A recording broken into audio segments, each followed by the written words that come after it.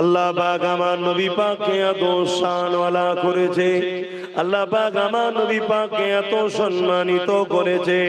আল্লাহ পাক কোরআনের মধ্যে জানিয়ে দিয়েছে, তোমাদের গলার আওয়াজ যদি আমার নবীর গলার আওয়াজের থেকে উঁচুতে উঠে যায়, তোমাদের জিন্দেগির আমলকে আমি আল্লাহ বরবাদ করে জাহান্নামী করে দেব।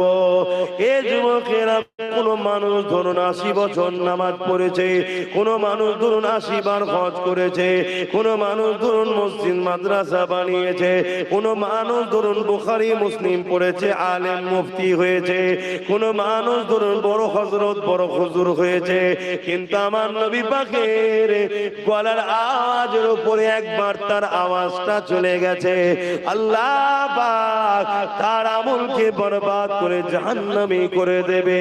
কেননা নবীর আওয়াজের উপরে আওয়াজ উঠলে বেয়াদবি হয়ে যায়, আর নবীর সঙ্গে বেয়াদবি করলে গুনাহ হয় না, নবীর সঙ্গে বেয়াদবি করলে বেঈমান কাফের হয়ে যায়।